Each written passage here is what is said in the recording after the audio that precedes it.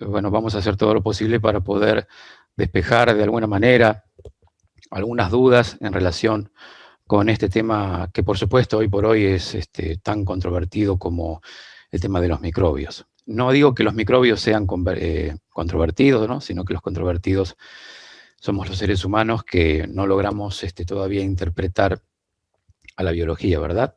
Como siempre digo, descubrir el sentido de la enfermedad es, por lo menos para mí, muy apasionante. Y como siempre repito, pienso que no se trata de creer en los Reyes Magos, sino de descorrer siempre ese velo importantísimo de cómo funciona el ser humano. Bueno, se sabe que ya hace miles de años la humanidad ha experimentado que, en conclusión, todas las enfermedades tienen un origen psíquico, ¿verdad?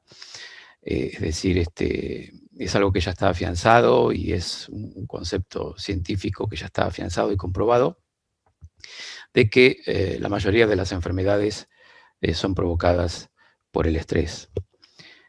Para hablar del estrés tenemos que hacer una salvedad, como siempre decimos. El estrés no únicamente va a generar, digamos, enfermedades. Se tienen que reunir las condiciones necesarias como para que aparezcan los síntomas y o dolencias. Los seres humanos estamos acostumbrados a vivir conflictos psicológicos normales, y es por eso que vamos solucionando esos conflictos psicológicos de una manera espontánea. Lo hacemos a veces cuando vivimos estreses y de preocupación muy importantes en nuestro entorno. ¿Quién no ha tenido problemas con el vecino?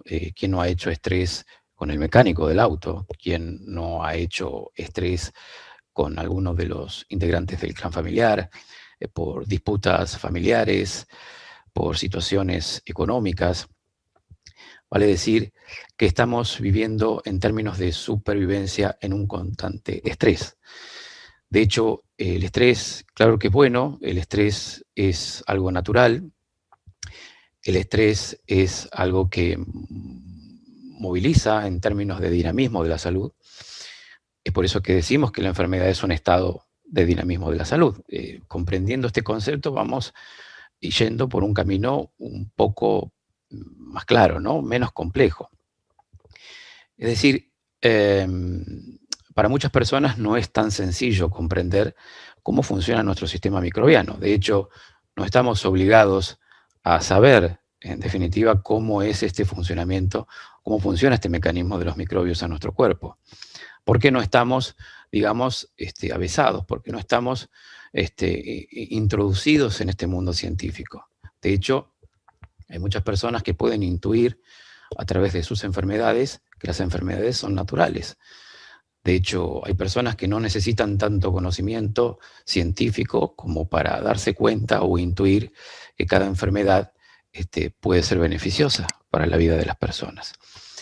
Entonces estamos en dos veredas distintas. Estamos en el concepto de que todas las enfermedades son la solución biológica en términos de supervivencia que encuentra nuestro propio cerebro. ¿Y por qué digo nuestro cerebro? Porque nuestro cerebro es el que dispara todas las enfermedades. En definitiva, nos enfermamos por estrés físico y psíquico, no únicamente en términos de emociones, sino que también nos enfermamos por un estrés físico. Bueno, todo esto que les cuento siempre está relacionado con mi propia experiencia de haber atendido muchísima gente con enfermedades, con síntomas.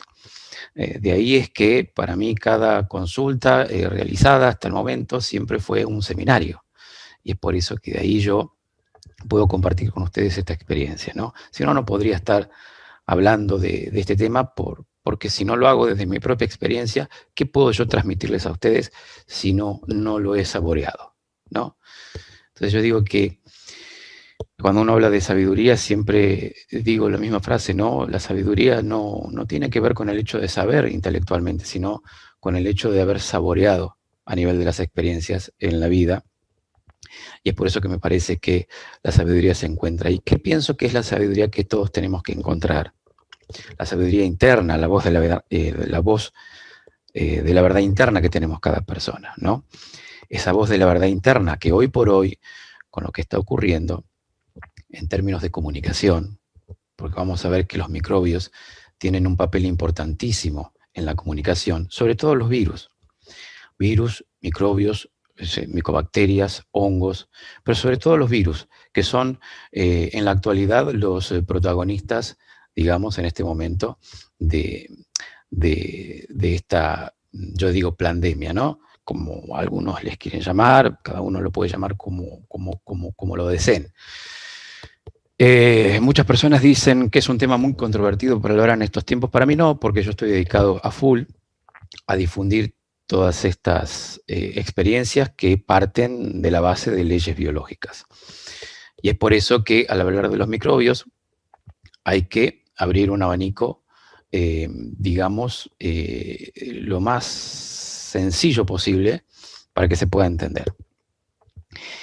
El ser humano tiene 10 microbios por cada célula. Imagínense ustedes cuántas células contiene el cuerpo humano. Según los datos científicos, y hablamos también de los datos tradicionales de la medicina científica oficial, que también juega un papel súper importantísimo en esto de los microbios. 10 microbios por cada célula. Que se calcula que en el cuerpo humano hay millones y millones y millones de células. De hecho, nuestro cerebro, o a nuestro cerebro, no se le escapa ninguna de esas millones de células que él controla. Es decir, cuando nosotros, por ejemplo, nos quemamos un dedo, vamos a suponer que de pronto estamos cocinando y nos quemamos accidentalmente el dedo índice de la mano. Obviamente que quemarse el dedo índice de la mano tampoco va a ser casual. Eso tiene un sentido también, ¿no? Hay un motivo inconsciente por el cual suceden los accidentes también. Supongamos que nos quemamos el dedo. ¿Qué pasa? Inmediatamente ustedes van a notar que sale una ampolla. ¿Qué hay dentro de esa ampolla? ¿Alguien se lo preguntó alguna vez? Dentro de esa ampolla hay líquido, ¿verdad? Dentro de ese líquido hay sustancias nutritivas que son las encargadas de reconstituir los tejidos, es decir, las células que acaban de desaparecer. En este caso lo que se produjo fue un estrés físico. Estamos hablando de un estrés físico, no emocional. De pronto, esas sustancias nutritivas que están dentro de ese líquido, lo que hacen es reparar, reconstituir. Lo que hace el propio cerebro es volver a reconstruir absolutamente todas esas células que acaban de desaparecer de esa parte, digamos, del cuerpo humano. Entonces, van a ver que la ampolla luego se revienta sola y el líquido sale por sí mismo, sin necesidad que uno tenga que romper la ampolla, como muchas personas a veces hacen. No sé si ustedes se acuerdan, en tiempos anteriores, nuestros abuelos nos decían que cuando nos quemábamos con fuego o nos quemábamos con alguna sustancia candente, inmediatamente lo que había que hacer era agarrar el dedo y ponérselo o rasparse el dedo contra el cuero cabelludo. De esa forma íbamos a evitar que salga la ampolla, es decir, que salga la enfermedad. Entonces, ¿de qué se trató todo este tiempo esta programación inconsciente colectiva? De evitar a toda costa enfermarnos. Sin saber, obviamente, que la enfermedad es un estado de dinamismo de la salud. Entonces, este concepto es un concepto que puede aliviar a muchísimas personas. Dentro de nuestras enfermedades están nuestros microbios. Nuestros microbios, es decir, que tienen un funcionamiento y un mecanismo insospechado para los científicos, son muchísimos.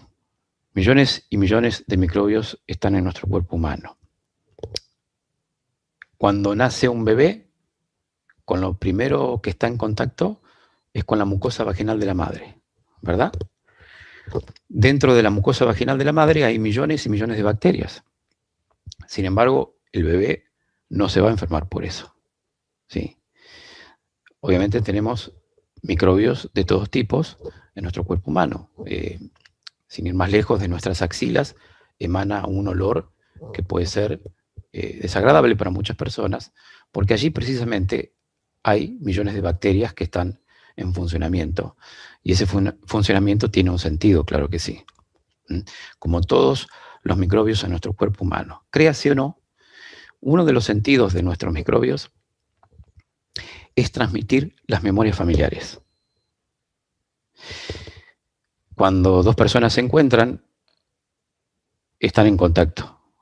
Sus respectivos microbios lo hacen a través de la respiración y obviamente también hay una conexión a nivel inconsciente.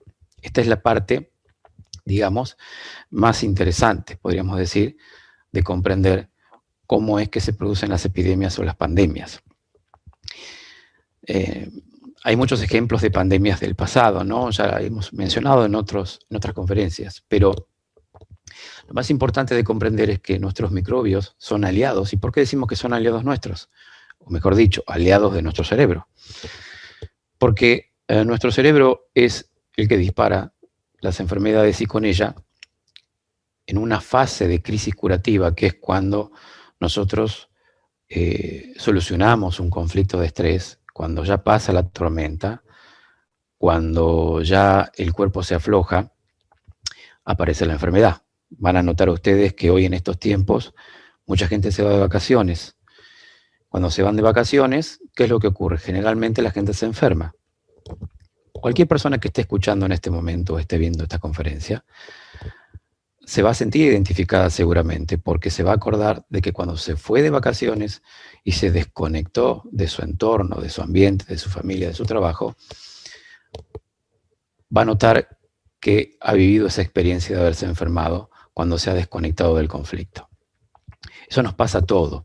En definitiva, si es que estamos viviendo algún conflicto de estrés durante el año. Entonces, nos vamos de vacaciones, nos desconectamos y automáticamente el cerebro decide reparar por el hecho de que se da cuenta nuestro cerebro, porque mide la intensidad del estrés en el cuerpo, hace una evaluación exacta de nuestro estado corporal en términos de estrés y se da cuenta que ya no estamos, digamos, rumiando ese conflicto de supervivencia, ¿verdad?, que vivimos todos los seres humanos cuando dependemos pura y exclusivamente de un trabajo. Entonces, las personas que de pronto hacen estrés o tienen miedo de perder el trabajo o tienen un conflicto sin resolver, que puede atentar contra su propia supervivencia, una persona que puede ser despedida, aunque sea un conflicto pura y exclusivamente de la misma persona, aunque no pase eso.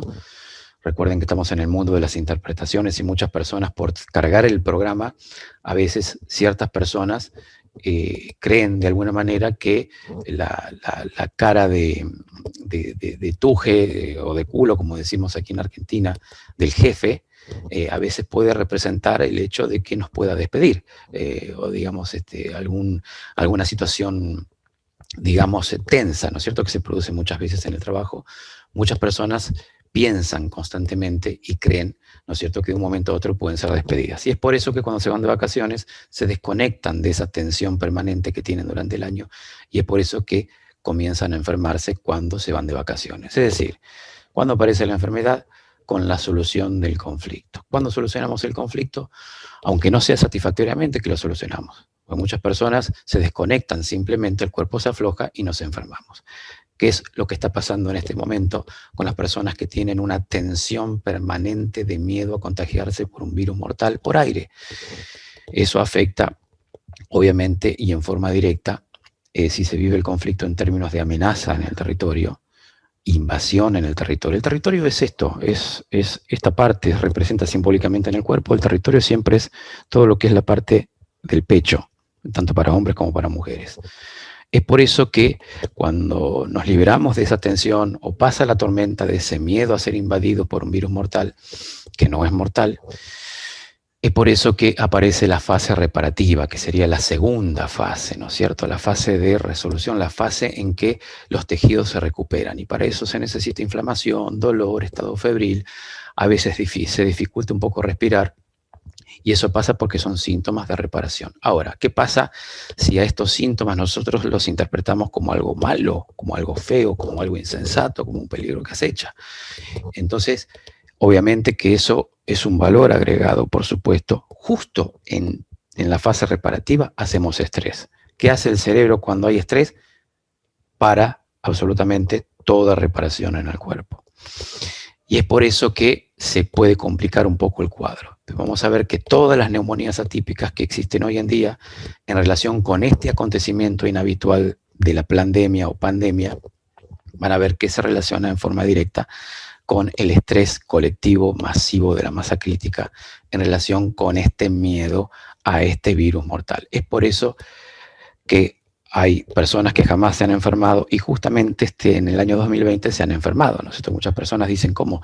Pero si yo tengo un amigo que nunca se enfermó y justamente en esta pandemia se enfermó, entonces quiere decir que el virus existe. No, no quiere decir que el virus sí existe, pero obviamente que lo dispara nuestro cerebro, no es que nos contagiamos de un virus por aire. Ahora, claro, decir esto puede ser muy complejo para las personas que de pronto no han apelado todavía al sentido común, ¿no es cierto? Y es lógico.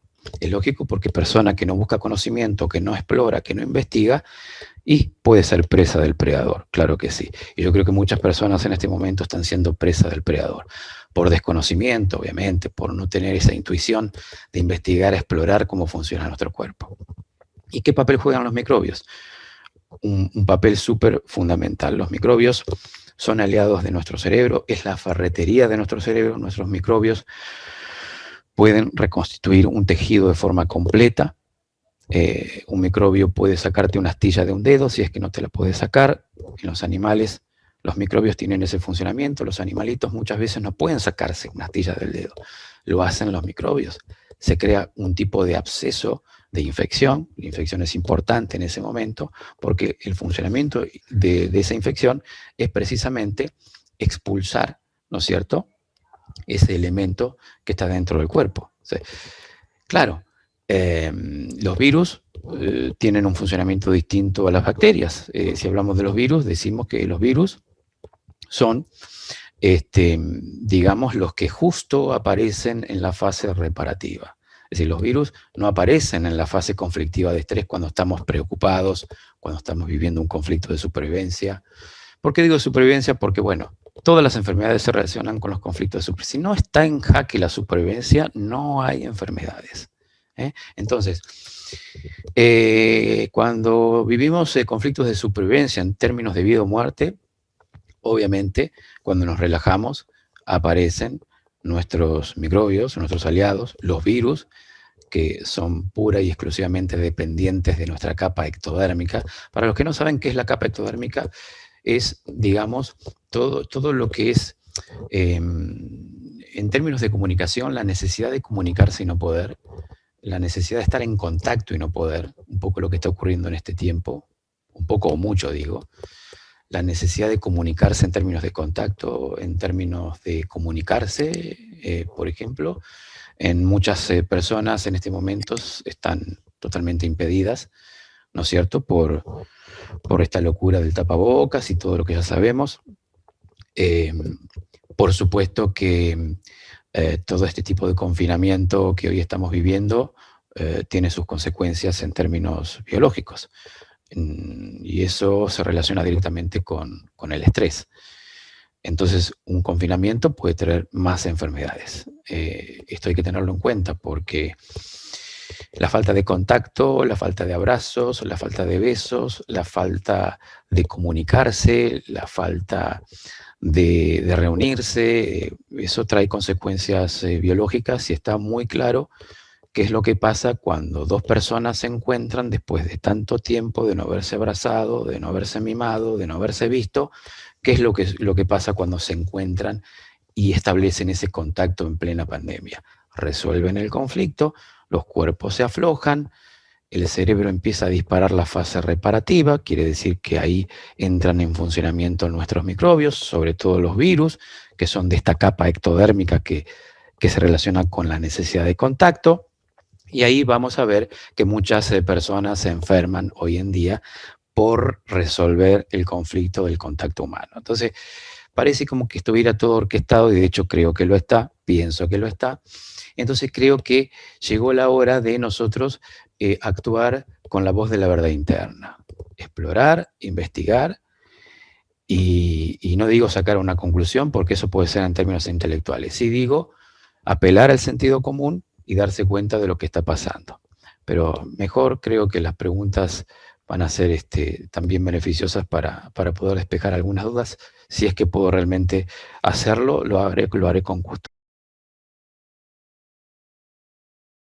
No hay que descodificar absolutamente ningún microbio. Los microbios tienen un funcionamiento principal en nuestro cuerpo. De hecho, los dispara nuestro propio cerebro. Son aliados nuestros en la ferretería del cerebro y están para eso, están para reconstruir tejidos. Los microbios están para sobrellevar la fase reparativa. Los microbios, las micobacterias, los hongos, nos ayudan a resolver nuestros conflictos en la fase ya de conflictolisis, que quiere decir cuando ya ha pasado la tormenta del estrés. Ahí es donde aparecen nuestros microbios para reparar. De hecho, lo que sí hay que comprender y de lo que hay que tomar conciencia es precisamente de cuál es este funcionamiento divino de la madre naturaleza.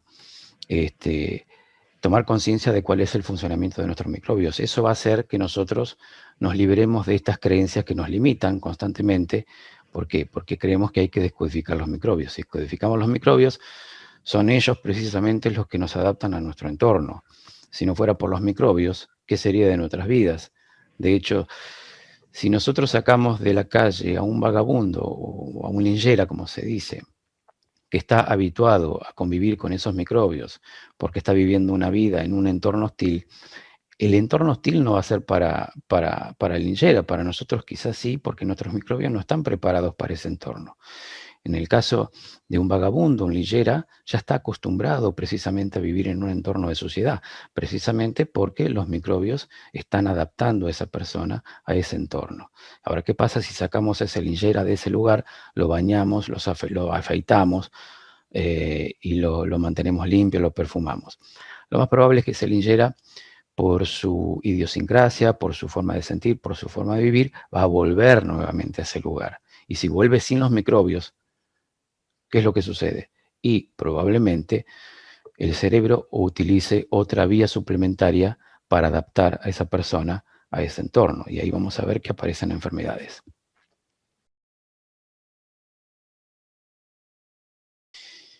Nosotros hemos experimentado durante muchos años el acontecimiento que puso en jaque prácticamente a toda la humanidad, precisamente a aquellas personas que estaban atentas a los medios de comunicación, no tanto a las personas que no se alimentaban de los medios de comunicación. ¿Qué es lo que pasa hoy por hoy con las personas que están alimentándose en forma constante de los noticieros, ¿no? El SIDA fue, digamos, durante mucho tiempo, desde mi experiencia, desde mi concepto, desde mi creencia o desde mi forma de pensar, una farsa. Entonces, yo recuerdo en esa época que sucedía más o menos lo mismo que estaba sucediendo ahora, lo que está sucediendo ahora, quiero decir. Mucha gente se alarmó, principalmente cuando veía por televisión que nuestros representantes de la cultura, en términos vamos a poner, de teatro, televisión y la música, estaban siendo, entre comillas, contagiados por este virus mortal. ¿Qué puedo decir del SIDA? Bien. Cuando una persona va a un consultorio médico o se entera de que tiene SIDA, esto que digo es de 20 años atrás aproximadamente, 20, 25 años atrás, ¿qué es lo primero que ocurría? Esa persona hacía un estrés, un conflicto de diagnóstico, al enterarse de que tenía en su cuerpo un virus mortal. Eso provocaba inmediatamente un conflicto biológico, es decir, esa persona se ponía en alerta y lo primero que sucedía cuando se relajaba de ese conflicto es que aparecía mucha tos.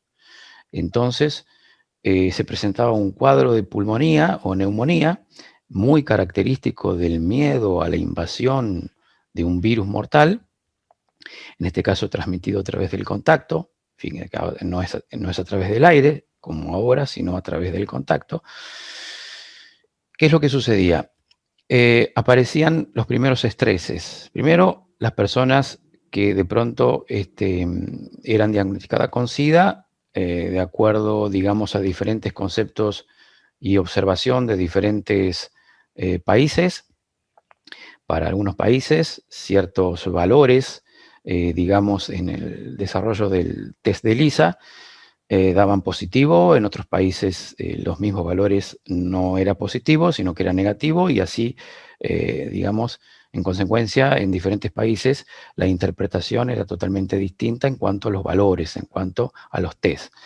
Partiendo de esa base, decíamos que la persona podía hacer un estrés físico, emocional. Hay miles de razones por las cuales el sistema inmune puede debilitarse. De hecho, esto sucedía por el estilo de vida de la persona, por inyectarse droga y encima por tener el sistema inmune totalmente debilitado con poca energía vital. En esas condiciones, obviamente que la persona se enteraba que tenía SIDA. Obviamente que nunca se descubrió y nunca se constató hasta ahora que exista un virus porque nunca se comprobó, nunca se pudo visualizar, nunca se fotografió ningún virus de SIDA. Eso que vemos por internet son, digamos, imágenes construidas a través del CGI, pero los laboratorios mismos, algunos de ellos, eh, aclaraban en los prospectos de ciertas cajas del AZT que ellos todavía no tenían conocimientos de que habían encontrado, digamos, a un virus en el laboratorio. De hecho, lo aclaraban muchos laboratorios. De hecho, estas letras chiquitas que mucha gente no leía estaban en los prospectos para que, obviamente, la gente los lea, entre comillas. Pero ¿qué pasa? Los síntomas que aparecen a partir del conflicto de diagnóstico, a partir del shock emocional inesperado que vive una persona cuando se entera que tiene SIDA, aparecen los más de 40 síntomas normales de reparación que suelen aparecer a partir de los diferentes shocks emocionales que va haciendo la persona a medida que se va enterando que tiene diferentes síntomas. Entonces, el primer síntoma característico es la tos. El segundo síntoma es las manchas en la piel. Pueden ser manchas rosadas o manchas marrones. Vale decir que las manchas rosadas representan el conflicto de separación. De hecho, lo primero que vivía esa persona, ese individuo, cuando sentía que no iba a poder ser más abrazado, que no iba a poder estar más en contacto con la familia, con el clan, con la sangre, aparecían las manchas rosadas como una solución biológica de adaptación que busca el cerebro para poder bajar el estrés al cuerpo. Entonces las manchas rosadas solían aparecer, por eso la peste rosa, las manchas rosadas solían aparecer después del estrés. No aparecen durante el shock, durante la tensión del conflicto en que la persona se siente separada de todo. No, las manchas rosadas aparecen después, cuando la persona se va relajando, aparecen las manchas rosadas. Las manchas rosadas representan la separación con el clan familiar en términos de contacto. Las manchas marrones representan el conflicto de separación con el entorno, con la sociedad. Entonces, van apareciendo diferentes síntomas en el cuerpo a raíz del primer conflicto de diagnóstico, que es cuando la persona se entera que tiene SIDA. Aparecen muchísimos síntomas porque la persona va desarrollando diferentes tipos de estreses, conflictos de desvalorización que afectan el aparato locomotor, conflictos de invasión por un virus dentro del cuerpo humano, neumonías severas, muchas de ellas, pero ya cuando el sistema inmune está totalmente debilitado, la persona no tiene más energía vital, es ahí cuando... Pero no era por eso que las personas que tenían SIDA morían, sino por, digamos, las complicaciones del AZT y que producían las fallas hepáticas y renales, y obviamente por la falta de energía vital. Eso hacía que las personas mueran de SIDA. Después de un tiempo, ya cuando empezó a existir en Internet testimonios, más información y conocimiento con respecto a la farsa del SIDA, muchas personas tiraron los medicamentos por el inodoro y muchas personas se curaron. De hecho, la primera persona que expuso digamos, su experiencia fue en televisión, en Londres. Una mujer que dijo por qué se había curado. El hecho es que cuando dijo por qué se había curado, ya era demasiado tarde porque estaba saliendo en vivo y los periodistas no sabían qué hacer. Cuando la persona dijo que había leído en el prospecto de una caja que les había enviado el gobierno, porque esta persona trabajaba en el gobierno, le habían diagnosticado SIDA, y bueno, esta mujer dice que se curó porque se dio cuenta que todo era una farsa. Si el laboratorio lo estaba aclarando que todavía no se había encontrado para ellos ningún virus, que nadie había absolutamente... los representantes, no sé, que era Galo en ese momento y Montagnier, no habían encontrado absolutamente ningún virus, y hoy por hoy uno lo puede ver en una conferencia en donde ellos aclaran que hoy por hoy el virus del SIDA se puede tratar de una manera, aunque no existe el SIDA, no es que existe el síndrome de inmunodeficiencia adquirida, sino que es el síndrome de inmunodeficiencia, pero no adquirida.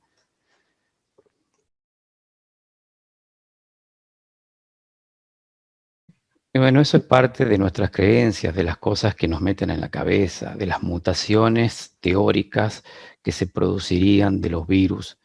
Y eso también ha ocurrido con el tema de la metástasis. Nos han metido en la cabeza durante muchos años, y para dar un ejemplo, voy a dar el ejemplo de un tal Virchow de los años 76, en términos comparativos, que había establecido una hipótesis de que las células cancerígenas viajarían por vía linfática o vía normal, y de hecho, por un proceso anárquico, produciría un cáncer en otro órgano del cuerpo humano. Bueno, esa teoría hoy por hoy sigue existiendo en la mente colectiva de muchas personas, razón por la cual muchísimas personas hoy por hoy siguen teniendo miedo al cáncer, sobre todo a la metástasis. Pero como siempre decimos en los seminarios y explayamos y desarrollamos en términos científicos de leyes biológicas, que la metástasis no existe como nosotros la conocemos, sino que son conflictos secundarios que se pueden presentar a raíz del primer conflicto de estrés. Entonces, en términos comparativos, lo mismo pasa con el tema de los microbios. Creemos que existen mutaciones, que el virus va mutando y se va reforzando. Bueno, eso es, digamos, en términos de opiniones, ¿no? Yo aconsejaría que se apele al sentido común y que no nos quedemos con esa información tradicional, vetusta, caduca, que siguen utilizando las industrias químicas para seguir sometiendo a toda la humanidad, ¿no es cierto?, a esa necesidad de medicamentos y a esa necesidad, ¿no es cierto?, del Estado bueno, yo no quiero decir esto pero lo voy a decir. Muchas personas piensan que el Estado vela por la salud de los seres humanos. Bueno, hablemos de conciencia, estamos hablando de conciencia, hablemos con la verdad. Entonces, ningún Estado está preocupado por la salud de la gente. Entonces, hay negocios de industrias químicas, hoy en este momento, que son las que prácticamente manejan absolutamente todo este sistema perverso que hoy estamos padeciendo los seres humanos. Y si hablamos de conciencia y de opinión, decimos que desde nuestra biología, desde nuestro concepto de la descodificación biológica, no existe absolutamente ninguna mutación de ningún virus que se vaya transformando en nada. Los virus son disparados por el propio cerebro. Puede que el ser humano pueda, digamos, de alguna manera hacer un estrés físico por intoxicación, que puede ser por aire, por dióxido de carbono, plomo, mercurio o alguna sustancia de vacuna que nos puedan inyectar, como suele suceder muchas veces cuando estamos en una fase decreciente de la enfermedad. Quiere decir que estamos en fase reparativa. Quiere decir que cuando nuestro cerebro dispara la fase de reparación conjuntamente con nuestros microbios, incluyendo los virus, es una fase de inflamación, dolor, estado febril, una fase en que nos estamos curando. Pero ¿qué pasa? Si en esa fase en la que nos estamos curando nos aplican una vacuna en ese estado decreciente, lo más probable es que lo que ingresa a nuestro cuerpo, los mismos microbios que estaban anteriormente en nuestro cuerpo, tienen que adaptar a esos elementos extraños que ingresan a nuestro cuerpo, que también son bacterias, y de esa manera se produce una fase reparativa adicional, lo que puede provocar, obviamente, y puede complicar el cuadro de la persona en términos de pérdida de energía vital. Entonces, por eso, la reparación tiene un comienzo y tiene un final. Aquí empieza la reparación y aquí termina. Si a eso le anexamos algo adicional y ponemos bacterias dentro de nuestro cuerpo o alguna otra sustancia transgénica o genética, que sería peor, imagínense lo que puede llegar a pasar, ¿no es cierto?, con ese nivel de información que ingresa a nuestro cuerpo. ¿Por qué? Porque nuestros microbios dentro de nuestro cuerpo están obligados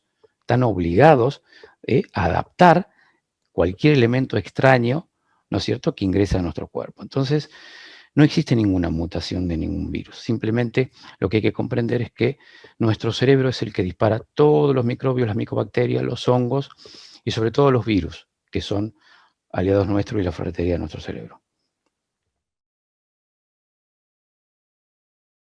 No se vacunen, por Dios, no se vayan a vacunar. Investiguen lo que hay dentro de la vacuna. ¿Lo hacen? ¿Se ponen a investigar lo que hay dentro de las vacunas o simplemente están atentos a lo que dicen los noticieros? ¿Ustedes piensan que los noticieros son los que tienen la verdad? ¿Ustedes piensan que porque un cierto staff de científicos nos hablen a través de la televisión oficial o hegemónica, son los que tienen la verdad? No, investiguen.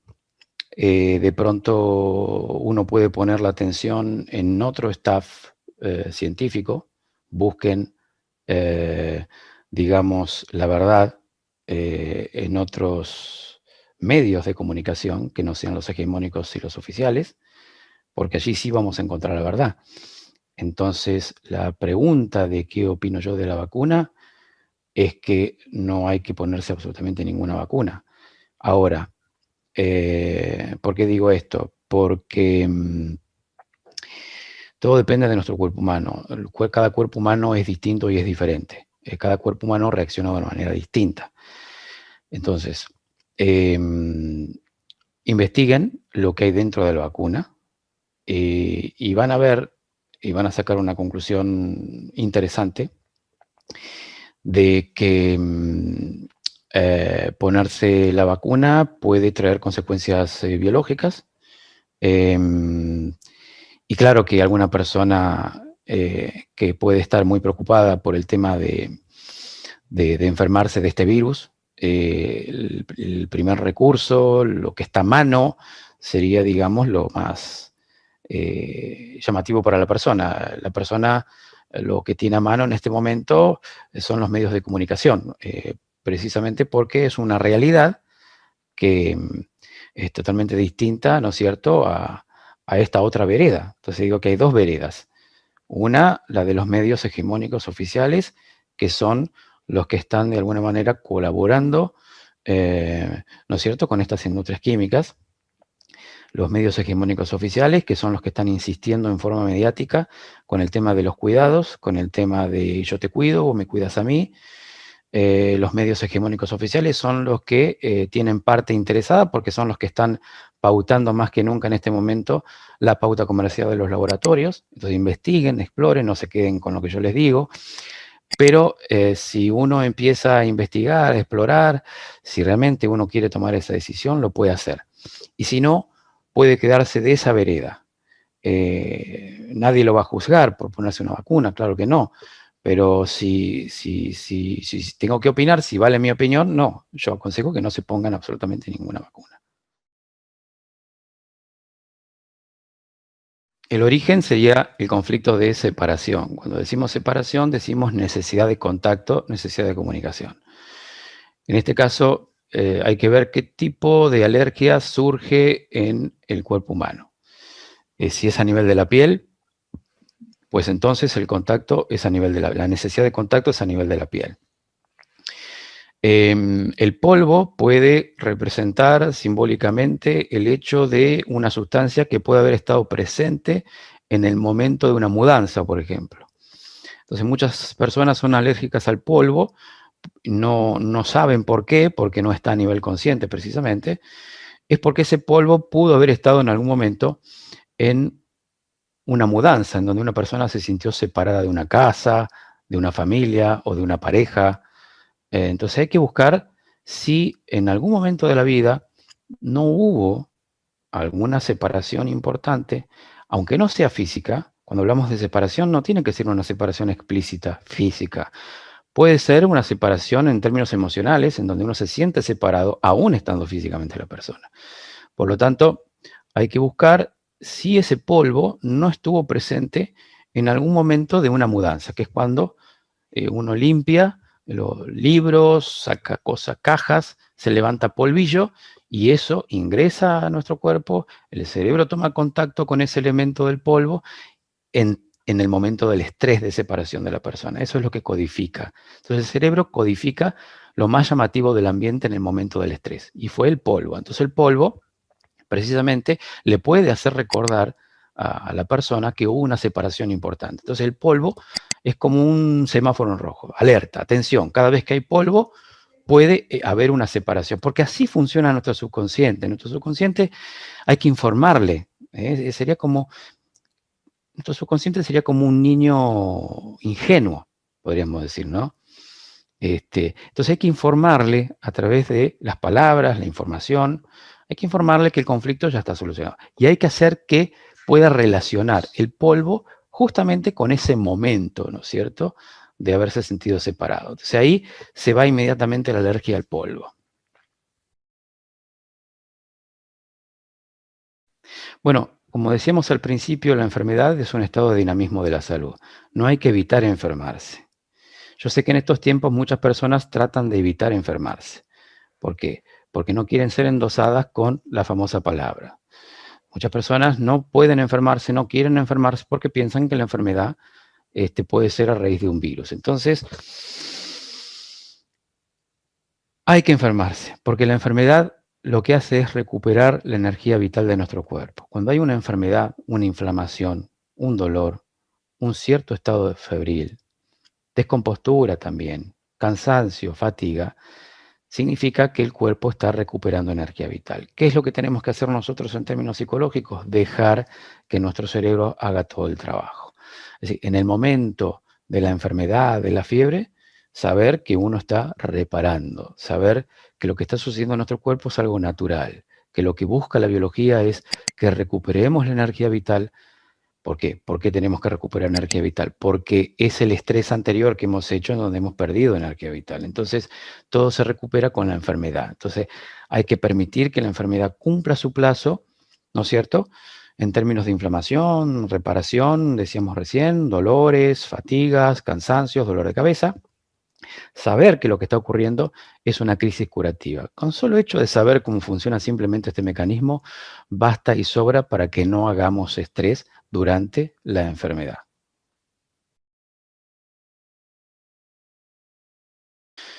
Bueno, el Alzheimer, como todas las constelaciones esquizofrénicas, esquizofásicas y o esquizofrenoides, tiene una relación directa con ciertos conflictos emocionales y la combinación o la conjugación o digamos, la reunión exacta de ciertos conflictos hace que aparezca la resultante, ¿no es cierto?, que es el Alzheimer, que sería la resultante que da el cerebro, ¿no es cierto?, en base a esa conjunción de conflictos que se viven al mismo tiempo.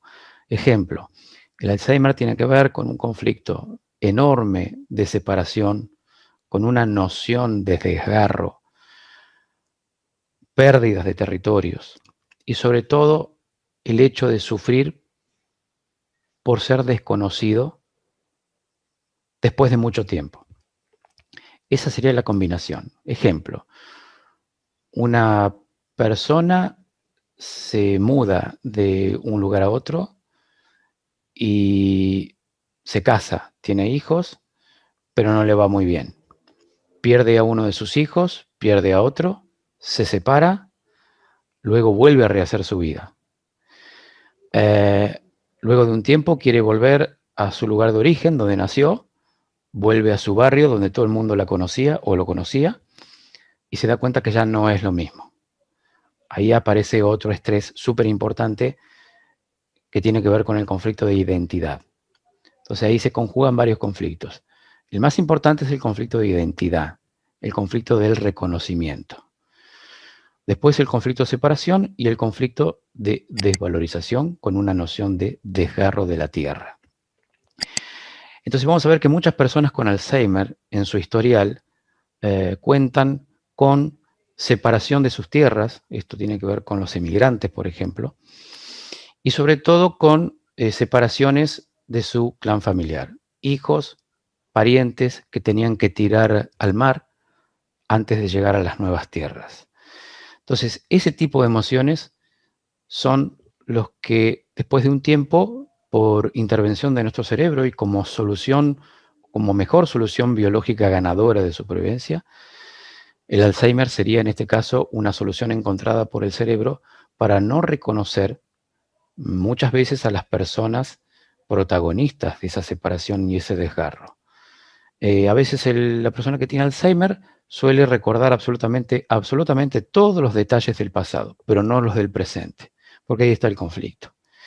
Entonces, recordar el presente es exactamente, no recordar el presente, quiero decir, es exactamente la solución de adaptación a la persona que tiene Alzheimer.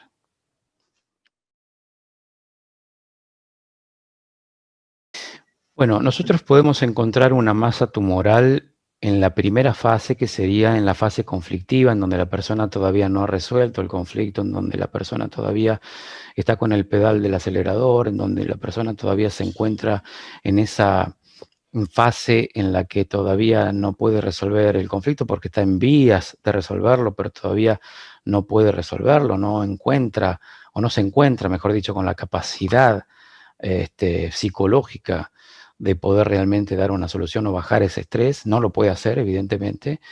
Entonces, en esa primera fase puede haber crecimientos tumorales.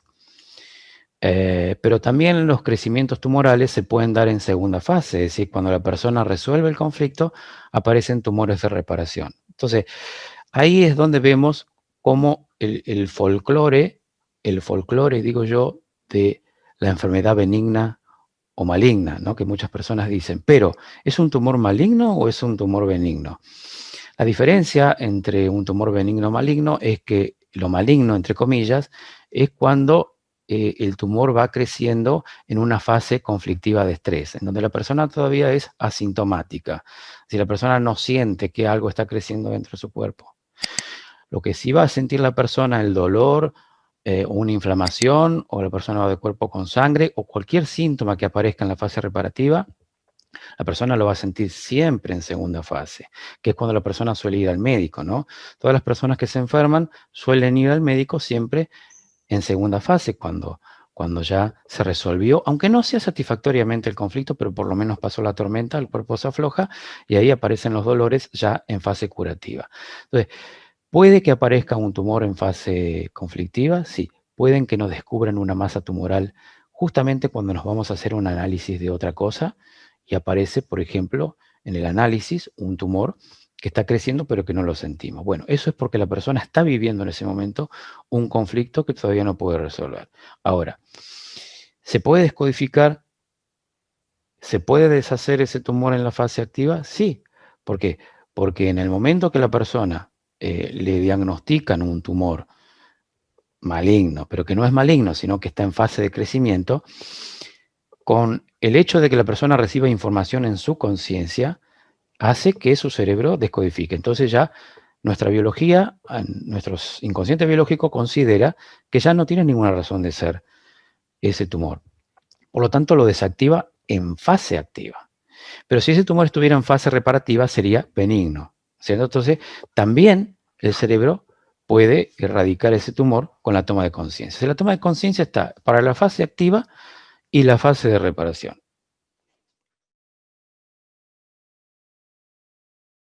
Bueno, el Parkinson se relaciona con un conflicto de doble obligación motora. Es cuando una persona se la pasa en la vida siempre haciendo cosas o yendo en un sentido en el cual en el fondo no quiere ir. Todo siempre en relación con la supervivencia, ¿verdad?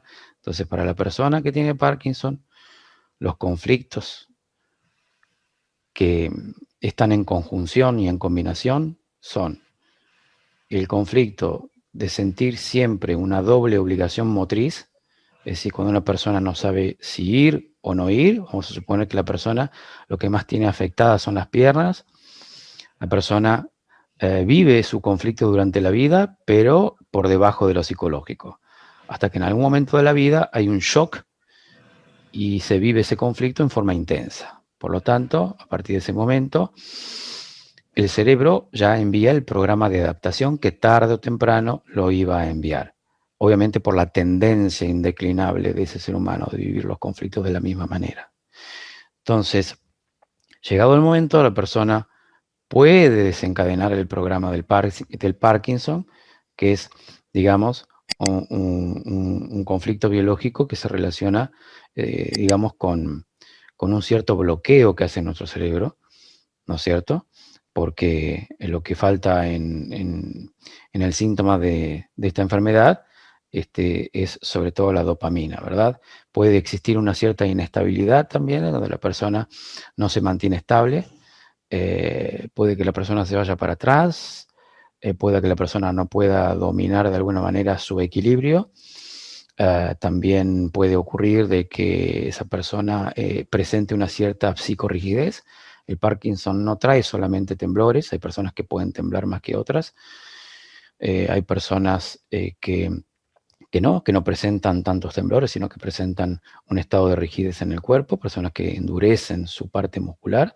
Ahí vemos que los músculos juegan un papel importante porque otro de los conflictos del Parkinson es la gran impotencia. Ya tenemos conflicto de doble obligación motriz, es cuando la persona no sabe si ir acá o ir para allá. Si va para acá, puede perder acá. Entonces, si va para el otro lado, puede perder allá. Entonces, la persona no quiere perder, digamos, territorio. Entonces, muchas veces ciertas personas se sienten separadas, ¿no es cierto?, de algo que quieren, que aman, que anhelan obsesionadamente, pero tienen que ir para otro lugar. Entonces, yendo para ese lugar, hacen estrés. Entonces, cuando van a ese lugar, quieren volver. Pero cuando vuelven, también están en contradicción. O sea que es una contradicción en el movimiento en forma constante. Esa es la desvalorización que afecta al aparato locomotor. Después se le suma el conflicto de separación, el conflicto de la doble obligación motriz, bueno, lo que decíamos recién, y el conflicto de gran impotencia. Entonces, esa combinación, ¿verdad? Trae, digamos, como consecuencia, digamos, como solución de adaptación, el Parkinson, ¿verdad? Entonces, la parte cognitiva puede de alguna manera debilitarse, pero eso no tiene que ver con el Parkinson, ¿no? Tiene que ver con las emociones que va viviendo la persona. No todas las personas que tienen Parkinson viven las mismas emociones. Hay personas que de pronto se recuperan, otras personas tardan en recuperarse, otras personas, bueno, siguen con el síntoma prácticamente durante toda la vida.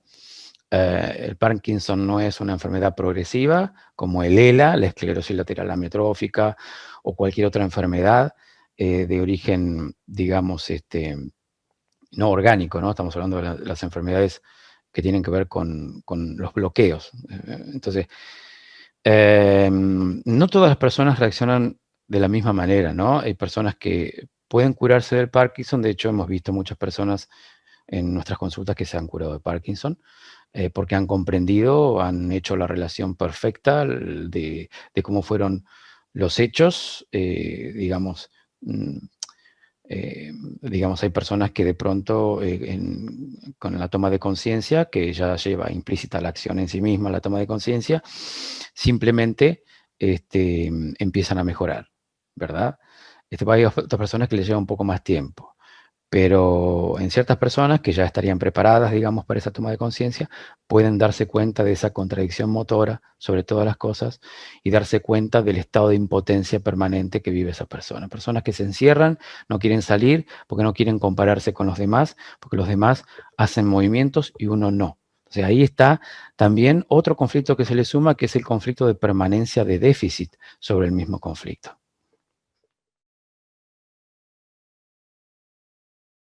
Bueno, cuando hablamos de leucemia, decimos que el conflicto biológico es el conflicto de desvalorización profunda, global de uno mismo.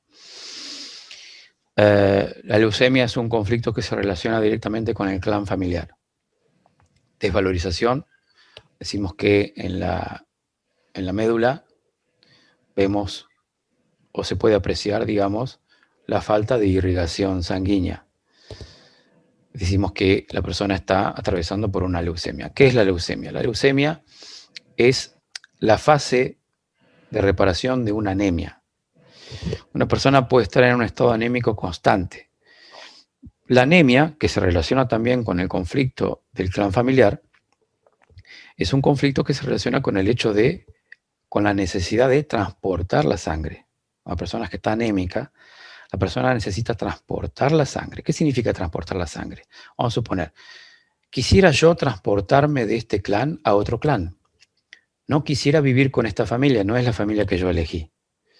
Quisiera tener mi propia familia. Quisiera irme de este clan, formar mi familia y tener mi propia sangre. O quisiera que uno de mis hijos regrese a casa. O quisiera que mi marido deje de trabajar tan lejos y encuentre un trabajo mucho más cerca de casa. Esa es la necesidad de transportar la sangre. Hay muchos matices, por supuesto, pero en definitiva la necesidad de transportar la sangre. Voy a poner un ejemplo. Un hombre de pronto tiene 2 hijos, una mujer, pero siente que no es su familia. Después de un tiempo se separa, encuentra a la mujer de su vida, se casa o no, y tiene un nuevo clan. Dispara la fase reparativa de leucemia. Aparece la leucemia para reparar el conflicto anterior. Es decir, con la resolución del conflicto de tener un nuevo clan, una nueva sangre, el cerebro dispara la fase reparativa y aparece la leucemia. La leucemia se resuelve en 4 etapas. Pasadas esas 4 etapas, la persona sana y se cura. Pero si durante esas 4 etapas que se necesita para la reparación de la leucemia, en definitiva la leucemia está reparando un conflicto profundo, global, de desvalorización estructural de uno mismo en relación con el clan familiar. Lo que sucede es que la persona, al dar solución a su necesidad biológica de encontrarse ahora con su sangre, aparece el cerebro para reparar el estrés, ¿verdad? De haber estado tanto tiempo sin sentirse en su lugar, en su sangre, sobre todas las cosas. Entonces ahora la persona siente que finalmente se transportó a su propia sangre. Ahí aparece la leucemia. Entonces, en el caso de los niños, hay que ver si no cargan con programas también. Entonces, en el caso de vamos a dar el caso así rápidamente, el caso de una niñita que de pronto a los 7 años dispara una leucemia. Este caso que cuento es de una asistente que atendió a una chiquita con leucemia ahora hace poquito. Y encontró el conflicto biológico, obviamente, heredado, es decir, en la niña a raíz de los conflictos que han vivido los padres. Entonces, esta niña, 7 años, dispara una leucemia. Resulta que los padres, en un momento determinado de sus vidas, habían perdido a una niña anteriormente, a la edad de los 7 años, precisamente. Entonces, esta mujer, al vivir el conflicto que vivió con la pérdida de su hija, el hecho fue que esta mujer decidió desconectar del aparato respirador a la niña y el padre no se lo perdonó. El esposo no se lo perdonó. Y entonces esa mujer vivió un conflicto tremendo, ¿no? Porque se sentía culpable. Esa mujer estaba sintiendo que su clan se desvanecía, se disgregaba. Entonces, ante la negativa de su esposo, que no le perdonaba, que ella le haya desconectado del respirador a su hija, por lo cual muere, entonces ella queda con ese conflicto a resolver. ¿Cómo lo resuelve? Teniendo otro niño, otra niña. Por lo tanto, la necesidad de esa mujer era el clan, la sangre, ¿no es cierto? Entonces, ella tenía miedo que su marido se vaya y ella se quede sola. Entonces, ella necesitaba de alguna manera retener a su marido y es por eso que se embarazó de esta hermosa niña y esta niña finalmente nace. Y a la edad de 7 años de esta niña, sucede que los padres van justamente al cementerio a buscar las cenizas de la niña anterior, y sucede que a la edad de 7 años de la niña actual se van al mar y tiran las cenizas. Y claro, ese acontecimiento, ese ritual desencadenó, digamos, la fase reparativa de la leucemia en la niña. Quiere decir que la niña, a la edad de 7 años, comenzó a tener leucemia. Entonces en la niña se repara finalmente el conflicto de la necesidad de la madre, del clan y de la sangre, y justamente eso se puede activar, ¿no es cierto?, con un ritual, ¿no es cierto?, como tirar las cenizas al mar. eso hizo que la niña empiece a tener fiebre. La fiebre llama a la madre, precisamente, ¿no? Porque la fiebre llama al arropamiento. Entonces, el primer síntoma característico de la leucemia en los niños es mucha fiebre. Una fiebre que se extiende durante mucho tiempo y no se va.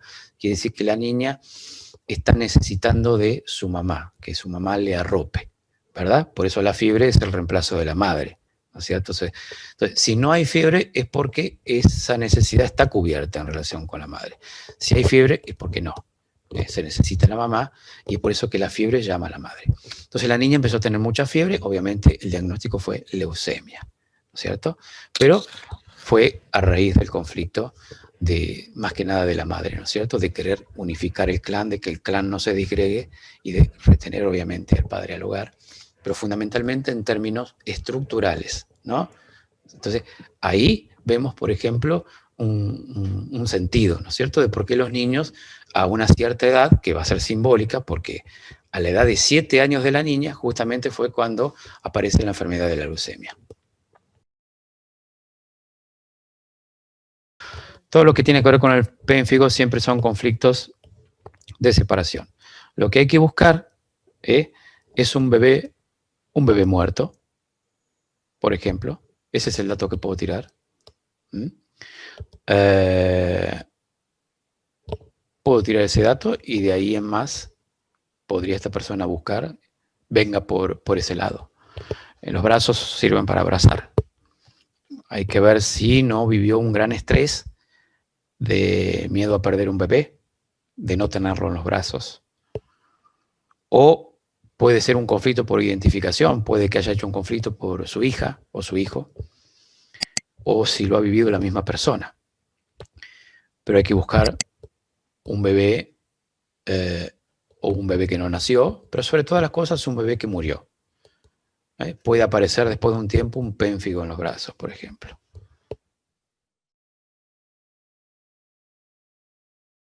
Bueno, por el momento simplemente entrar a la página web, que es www.iadb.com.ar. IADB es nuestro Instituto Argentino de Descodificación Biológica.